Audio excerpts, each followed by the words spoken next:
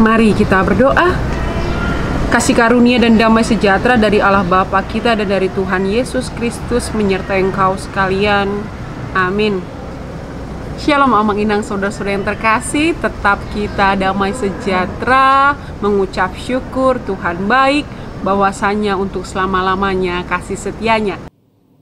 Ayat harian kita pada hari ini, Jumat 12 Februari, diambil dari Lukas 24 ayat 52.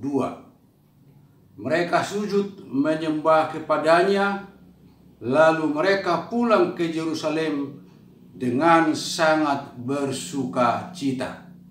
Amang Inang, saudara-saudara yang terkasih, ketika kita menghadapi kesedihan, kita menangis, kita meratap, dan pertanyaan selanjutnya, apa yang lalu kita lakukan? Ketika kita mendapat PHK, ketika kita mendapat kesulitan dalam pekerjaan, pertanyaan berikutnya ketika kita di PHK, apa yang lalu kita lakukan? Perkataan lalu ini menjadi penekanan di hari ini. Apa yang lalu kita lakukan untuk setiap keadaan, untuk setiap permasalahan, untuk setiap kondisi yang ada di depan kita? Pertanyaan, apa yang lalu kita lakukan?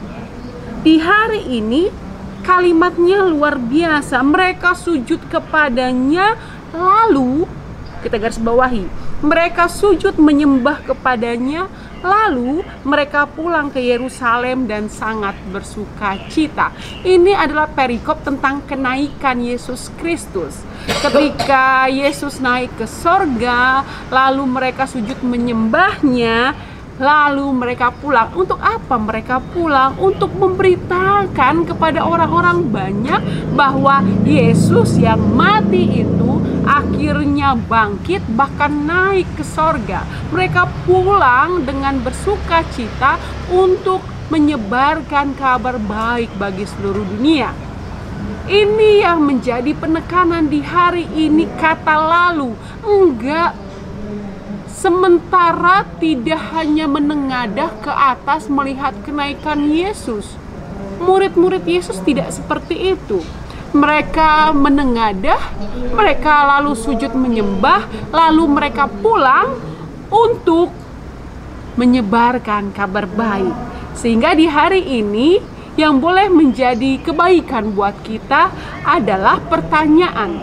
Dengan segala kondisi kehidupan, dengan segala permasalahan kehidupan, pertanyaan, apa yang lalu kita lakukan untuk setiap kondisi tersebut? Kita berkaca dari Ayub. Ketika Ayub mendengar bahwa anak-anaknya semua telah meninggal, ketika harta semua telah musnah, telah luluh lantah, apa yang dilakukan Ayub?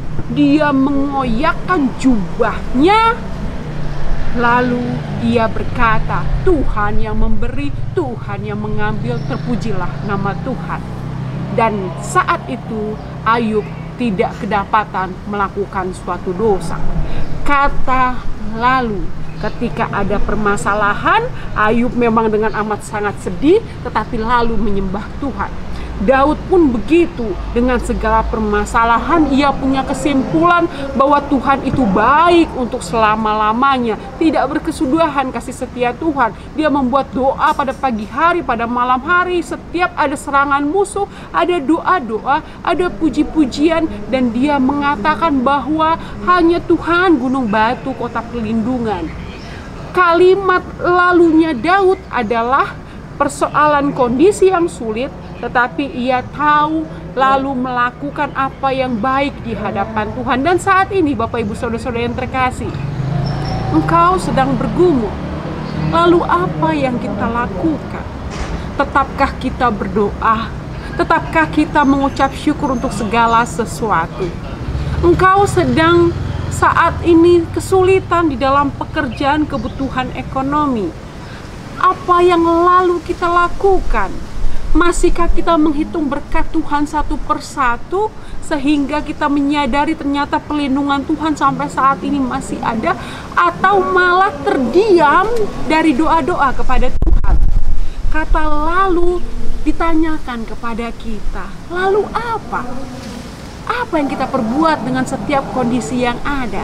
Dan Tuhan mau mengatakan, biarlah mulut kita, hati kita, pikiran kita memuji nama Tuhan. Dan janganlah kita kedapatan dosa dengan sikap-sikap kita di dalam kehidupan kita sehari-hari.